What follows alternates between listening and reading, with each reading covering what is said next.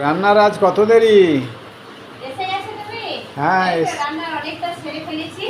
এই সকালে তুমি একটা সুন্দর সুন্দর ভেজিটেবল আনলে না, তো আচ্ছা। সেইগুলো এবারে কোনটা দিয়ে কোনটা বানাচ্ছি এবারে তুমি দেখো। ওটা কি মাছ? কি হচ্ছে এটা ওটা? fish ছিল ওই মাছ, পাবদা মাছ ছিল। পাবদা এটা আমি মাছ। এই টমেটো পেঁয়াজ এটা দিয়ে একটু রসা টাইপ করব। আর এটা দেখো, এটা আমি এই ডাল করবো এই ডাঁটা দিয়ে, এই মুসুরির ডাল একটু মাখা মাখা করবো, ভীষণ ভালো লাগে। এই বানাচ্ছি আমি এখন। এই দেখো, এটা হচ্ছে একটু পেঁয়াজ করে দিলাম। আর এটা দেখো, এইটা হচ্ছে আমার ভীষণ প্রিয় এই কুমড়ো, হ্যাঁ, হ্যাঁ। এই চিংড়ি, তারপরে এই ডাঁটা দিয়ে। এটা অনেক মিস করেছি যখন আমরা কলকাতাতে থাকতাম না। তারপরে ওখানে তো পাওয়া যেত না, বাইরে যেতে।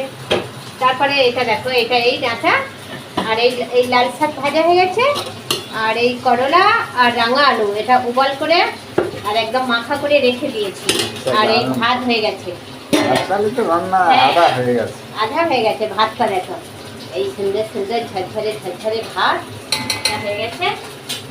ব্যাস, আজকে তো তুমি এই সবজিগুলো আনলে, তাই আমি এদেরকে সুন্দর করে বানাচ্ছি। সবটা একসাথে বানানো সম্ভব নয়। আর এই দেখো, এই ডালটা দিচ্ছে, এই ডালটা বানাচ্ছি দেখো। এই ডালটা এটা মশলাটা দিয়েছি, এতে একটু টমেটো দেবো। আর এই ডাঁটাগুলো মুসুরির ডালটা তো আধা সিদ্ধ করে রেখেছি, এই ডাঁটাটা দিয়ে দেবো। এবার এতে একটু হলুদ দেবো।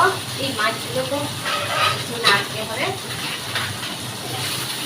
মাছগুলো প্রায় হয়ে গেছে, এটাতে একটু রসা করবো। পাবদা মাছটা যত সুন্দর করে ভাজবে তত ভালো লাগে। দেখো, এই ডালটা বানাচ্ছি দেখলো, ডাঁটা ডাল। হ্যাঁ, এটা খুবই ভালো লাগে, আমার তো সব ভালো লাগে। হ্যাঁ, এটা আমারও খুব ভালো লাগে। দিলাম, এবারে এটাকে একটু নেড়ে দিলাম, একটু নাড়াচাড়া করে। এটা তো অল্পতেই সিদ্ধ হয়ে যায়, বেশি নাড়াচাড়িয়ে করতে হয় না।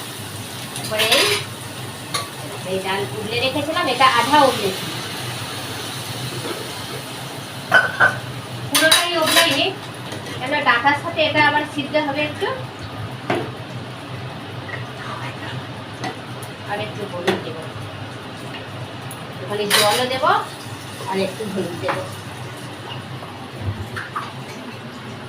ডাঁটা সিদ্ধ হওয়া পর্যন্ত